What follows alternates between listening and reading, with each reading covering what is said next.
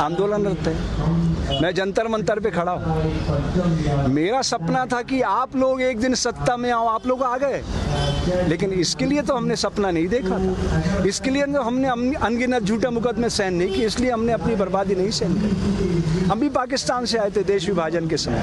मेरे पूर्वजों को 5 किले ज़मीन मिली थी गुड़गांव में, उन्होंने नहीं ली, उनके सारे भाई गदर में मारे गए थे। मैं नहीं चाहता कि और किसी घर में ऐसा गदर हो।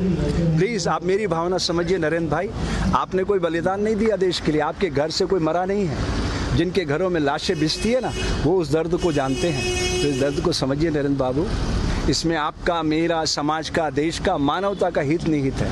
आप भूल गए अपने धर्म को। राजनीति में शुचिता लाने के लिए मैं यहाँ खड़ा हूँ। मेरे को फेसबुक पे लोग बहुत गालियाँ देते हैं, सारे साधु लोग मेरे से बहुत लड़ रहे हैं कि तुम देश के गद्दार हो गए हो, मुसलमानों के साथ खड़े हो। मैं आपसे पूछना चाहता हूँ, आप कौन जाति के हो नरेंद्र भाई? अगर मैं ये कहूँ हिंदू मुस्लिम सिख ईसाई समझो अपनी शान को, मजहब की दीवारों में मत बांटो हिंदुस्तान को, तो मैं ठीक कर रहा हूँ? मैं देश को बांट रहा हूँ। आप समझ रहे हो मेरी बात नरेंद्र बाबू? समझ रहे हो ना? ना मैं हिंदू बनूं ना तुम मुसलमान बनो, मैं भी इंसान बनूं तुम भी इंसान बनो। यही सपना लेके आए थे ना आप, उस सपने को आकार दो ना। अभी कुछ नहीं बिगड़ा, 2024 में चुनाव है, 48 घंटे में रोज नाम तो बंद हो जाता है। पुलिस आपकी है, ये सारा देश आपका, सारा देश आपसे प्यार करता है। क्यों नफरत के बीज बो रहे हो आप?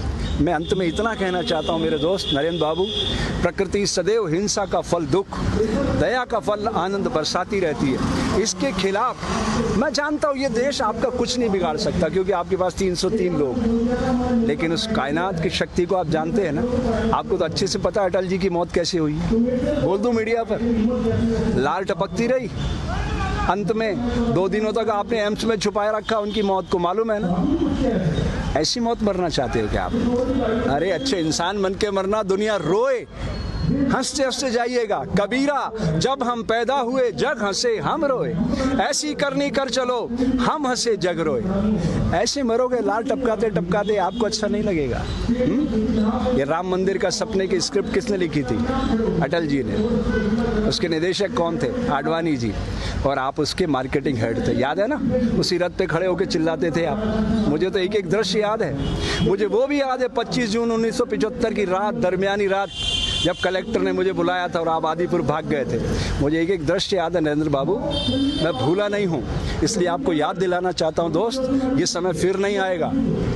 जिन्हें शक हो वो करे और खुदाओं की तलाश, हम तो इंसान को दुनिया का खुदा कहते हैं। मिटा दे अपनी हस्ती को अगर कुछ मर्तबा चाहे, कि दाना खाक में मिलकर गुले गुलजार होता है। तुम गलत दिशा में जा रहे हो नरेंद्र, कल पछताओगे। आज जहां हम हैं कल कोई और था, ये भी एक दौर है, वो भी एक दौर था। कितने और कितने चलेगा? वो डोवाल कह रहा था, अजीत बाबू, वो क्या नाम है उसका तुम्हारा NSA वाला, क्या कह रहा था वो?